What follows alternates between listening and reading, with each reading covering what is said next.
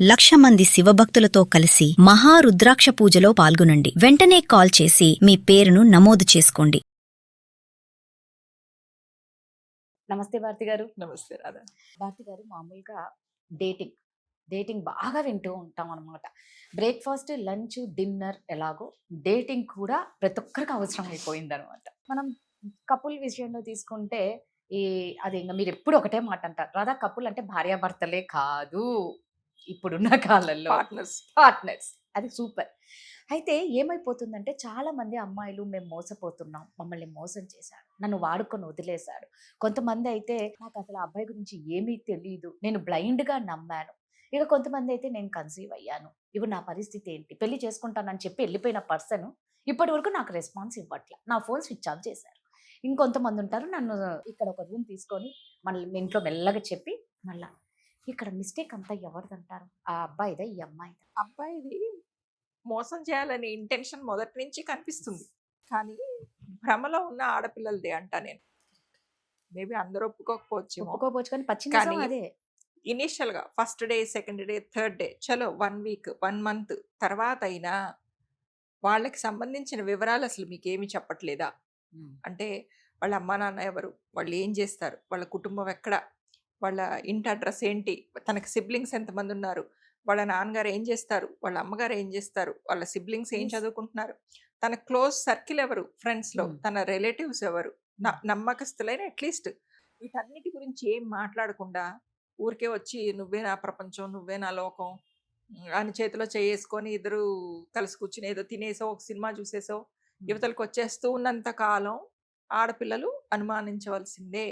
అతను ఏం వర్క్ చేస్తాడు, చాలా మంది అసలు ఒక 6 నెలలు గడిచిపోయినా ఆ అబ్బాయి ఏ ఆఫీస్లో వర్క్ చేస్తాడమ్మా అంటే తెలియదు మేడం, ఇప్పుడు ఐటీ అని చెప్పిన గుర్తుంటారు. ఇప్పుడేమో డిప్రెషన్ అని కౌన్సిలింగ్కి వస్తారు, కానీ ఆ అబ్బాయి ఎక్కడ చేస్తున్నాడు అంటే కూడా తెలియదు. మరి 6 నెలలు జరిగిపోయినప్పుడు కనీసం ఆ అబ్బాయి ఎక్కడ జాబ్ చేస్తున్నాడో కూడా తెలియకపోతే దాన్ని మీరు అమాయకత్వం అనుకోవాలా, అవసరం అనుకోవాలా? 6 నెలలు అనేది చిన్న విషయం కాదు కదా భారతి గారు. సో దీన్ని యాక్చువల్గా టెక్నికల్గా ఏమంటాం అంటే స్టాషింగ్ అంటాం. స్టాషింగ్ అనే వర్డ్ ఏంటంటే వాళ్ళ పర్సనల్ డీటెయిల్స్ అసలు ఏమి చెప్పరు, ఎట్టి పరిస్థితుల్లో చెప్పరు. అంటే నేను ఇందాక అన్నట్టు వాళ్ళ ఫ్యామిలీ డీటెయిల్స్ కానీ, ఇంటి అడ్రస్లు కానీ, లేకపోతే అసలు వాళ్ళు ఎంతమంది సిబ్లింగ్స్ అనేది కానీ, ఆ తర్వాత తను ఎక్కడ వర్క్ చేస్తున్నారని కానీ, ఇవి ఏవి చెప్పకుండా ఆ అమ్మాయిని అండ్ ఈ అబ్బాయి వీళ్ళిద్దరే ఒక బబుల్లో ఉంటారు. బట్ ఈ బబుల్ కాకుండా అబ్బాయికి ఒక ప్రపంచం ఉంటుంది బయట. ఈ బబుల్ని ఆ ప్రపంచానికి ఎప్పుడు పరిచయం చేయడు. వీళ్ళు అనుకుంటారు కొత్త కదా, ఒక నెల తర్వాత పరిచయం చేస్తాడులే, వాళ్ళ అమ్మ నాన్నకి చెప్తాడులే, ఇంకొద్ది రోజులు అయిన తర్వాత చెప్తాడులే అని వీళ్ళు వెయిట్ చేస్తూనే ఉంటారు. రోజులు గడిచిపోతూ ఉంటాయి. వీళ్ళ ఎమోషనల్ ఇంటిమసీస్ కాస్త ఫిజికల్ ఇంటిమసీస్ దాకా కూడా వస్తాయి. బట్ స్టిల్ వాళ్ళు చెప్పరు. ఎందుకు అంటే వాళ్ళు క్లియర్గా ఎగ్జిట్ అవ్వటానికి ఒక మార్గం అది. ఇప్పుడు అదే మీతో ఉన్నట్టుగా ప్రపంచానికి తెలిసినా, వాళ్ళ ఇళ్లల్లో తెలిసినా, లేకపోతే ఇంకొకటి జరిగినా తనకు ఆ ఆప్షన్ వెళ్ళిపోయింది. రేపు ప్రొద్దున మీరు వెళ్ళి వాళ్ళని అడగచ్చు, మీ అబ్బాయి ఇలా చేశాడండి, లేకపోతే మీ రిలేటివ్స్ అబ్బాయి ఇట్లా చేశాడు, మీ ఫ్రెండ్ ఇట్లా చేశాడని చెప్పడానికి అవకాశం ఉంటుంది. అప్పుడు కనీసం వాళ్ళలో ఒక ఇద్దరైనా ఈ అబ్బాయిని తిరిగి క్వశ్చన్ చేస్తారు. రెస్పాన్సిబిలిటీ నుంచి ఎస్కేప్ అవ్వాలన్నా, ఈ బంధం నుంచి ఎట్ ఎనీ టైం బయటికి ఎస్కేప్ అవ్వాలన్నా ఉండే ఒక సేఫెస్ట్ ప్లేస్ ఏంటి అంటే స్టాషన్. అలా చెప్పకుండా ఉంటే ఎప్పటికైనా ఎస్కేప్ అయిపోవచ్చు. సో ఇలాంటివన్నీ కూడా వార్నింగ్ సైన్స్ అన్నమాట. ఆడపిల్లలు చాలా కేర్ఫుల్గా ఉండాలి. అసలు వాళ్ళకి సంబంధించిన డీటెయిల్స్ ఏవి మీకు చెప్పడం లేదు అంటే చాలా కేర్ఫుల్గా ఉండాలి. సో పరిచయం అయితే ఫస్ట్ అడగాల్సింది ఇవే, నువ్వు ఒక పర్సన్ కావాలి వర్క్ చేస్తాం. ఎస్, బికాస్ ఇప్పుడు మీకు కూడా ఏదో కలిసాము, ఇద్దరం సరదాగా కాసేపు కబుర్లు చెప్పుకున్నాం, యువతలకు వచ్చేసాం అన్న యాటిట్యూడే మీకు కూడా ఉంటే మీరు చెప్పక్కర్లా, ఆ అబ్బాయి చెప్పక్కర్లా. ఇప్పుడు ఆ బంధానికి ఏం పేరు పెట్టుకుంటారో మీరే పేరు పెట్టుకోండి అంతే.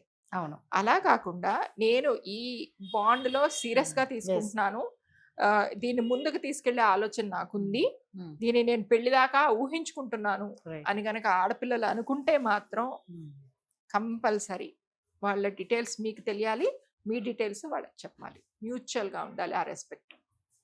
సో నిజంగా అంటే ఇక్కడ అనిపిస్తుంది అమ్మాయిలే పాపం తెలిసి బురదగుంటలో పడినట్టు పడిపోతున్నారేమో ఇలాంటి మాయలు అలా కాదు రాదా, అనిపిస్తుంది. కొంతమంది ఆడపిల్లల్ని నేను చూస్తాను ఆ.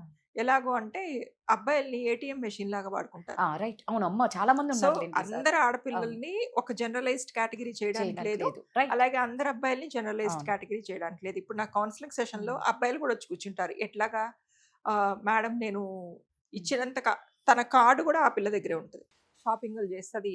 ఆ. మామూలు షాపింగ్ కాదు, తన తాహతకి మించిన షాపింగ్ చేస్తుంది.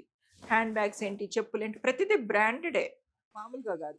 ఈమె అలిగితే ఒక వాచ్ కావాలి, బొంగుమూతి పెడితే ఒక డ్రెస్ కావాలి, లేకపోతే ఇంకోటి కావాలి. ఇలాగ ఆ. మగపిల్లల్ని ఏటీఎం మెషిన్ లాగా వాడుకునే అమ్మాయిలు కూడా ఉన్నారు. ఉన్నారు. వాళ్ళ కోరికలన్నీ వీళ్ళ ద్వారా తీర్చుకుంటారనమాట. సో అట్లాంటప్పుడు అక్కడ స్టాషింగ్ మగవైపు లేదు. మగపిల్లల వైపు నుంచి అనడానికి లేదు. లేదు. సో వీళ్ళు ఇట్లా వాడుకుని ఎప్పుడైతే ఆ ఏటీఎం కార్డులో డబ్బులు అయిపోయినాయో, ఇక గీకినా స్వైపింగ్ చేసిన ఆ కార్డులో నుంచి అమౌంట్ రావట్లేదో, ఇక వీడి దగ్గర నుంచి నాకు ఎట్లాంటి ఫైనాన్షియల్ గా సపోర్ట్ దొరకదు అనుకున్నప్పుడు జంప్. ఆడపిల్లలు వెళ్ళిపోతున్నారు, మగపిల్లలు వదిలేసి. వీళ్ళు ఏడుస్తున్నారు, ఇదేంటి నిన్నటి దాకా రివర్స్ లో నువ్వే నా స్వర్గం, నువ్వే నా ప్రపంచం జీవితం అని చెప్పిన ఆడపిల్ల ఇవాళ ఫోన్ చేస్తే తీదేంటి అని. సో దీన్ని బట్టి ఆడపిల్లలే కాదు మగపిల్లలు కూడా ఇలాంటి జాగ్రత్తలు Yes. తీసుకోవాలి. మనం జనరలైజ్డ్ గా Yes. చెప్పలేము. చెప్పలేము. ఇద్దరు లేదు, కూడా లేదు, మీరు అన్నది కరెక్ట్. ఇద్దరు కూడా ఒక రిలేషన్షిప్ లో అనుకోకుండా మీరిద్దరు ఒక రిలేషన్షిప్ లో ఉన్నప్పుడు ఇద్దరికి క్లారిటీ ఉండాలి. ఏంటి అంటే ఇది జస్ట్ హలో హాయ్ అనుకునే పరిచయమా, లేదు మ్యూచువల్ అండర్స్టాండింగ్ మీద మీ ఇద్దరికి అన్ని ఓకే అనుకుంటే, ఈ రోజుల్లో సెక్స్ అనేది చాలా కామన్ అయిపోయింది. అంతవరకు మీరు వాడుకుని ఇద్దరు వదిలేసుకుంటున్నారు, ఎట్టి పరిస్థితుల్లోనూ ఎమోషనల్ గా ఇంటిమేట్ అవ్వట్లేదు, ఆ బాండ్ ని ముందుకు తీసుకెళ్ళదలుచుకోలేదు అంటే that is okay, that is fine, అది మీ ఇద్దరు ఇష్టం. రేపు ప్రొద్దున ఒకళ్ళొకళ్ళు మోసం చేశారని మాత్రం బ్లేమ్ చేసుకోవద్దు, ఎందుకంటే అది మీ ఇద్దరు మ్యూచువల్ కన్సర్న్ మీద జరుగుతుంది కాబట్టి. అలా కాకుండా ఇది నిజంగా మన ఇద్దరం కొంచెం ముందుకు తీసుకెళ్ళి పెద్దవాళ్ళతో చెప్పుకొని దీన్ని పెళ్లి దాకా తీసుకెళ్ళాలి అని అనుకుంటే మాత్రం కంపల్సరీ ఇద్దరు వాళ్ళకి సంబంధించిన అన్ని విషయాలు చాలా ట్రాన్స్పరెంట్ గా మాట్లాడుకోవాల్సిందే. ఫస్ట్ మీరు డిసైడ్ అవ్వండి, మీరు Yes, అన్నట్టు ఫస్ట్ yes. డిస్కషన్ చేసి హాయ్ decide హాయిల అయ్యి, తర్వాత ఆ, నెక్స్ట్ స్టెప్ లో yes, మీరు ఇద్దరు మ్యూచువల్ గా మాట్లాడుకోవాల్సింది ఏంటంటే ఈ బాండ్ ఫ్యూచర్ ఏంటి, yes. దీన్ని ఎక్కడికి తీసుకెళ్లాలనుకుంటున్నాము, ఇద్దరికి టైం పాస్ వ్యవహారమా లేకపోతే Yes. సీరియస్ వ్యవహారమా, దాన్ని నిజంగా. బట్టి డిసైడ్ చేసుకో. Thank you.